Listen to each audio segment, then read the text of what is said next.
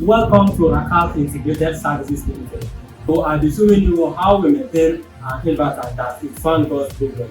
So they invited us to the site and we inspected the inverter. We found that the fan of the inverter was the one that got problem. Hence, we replaced it with another one. Normally, this inverter now like this. Let me see.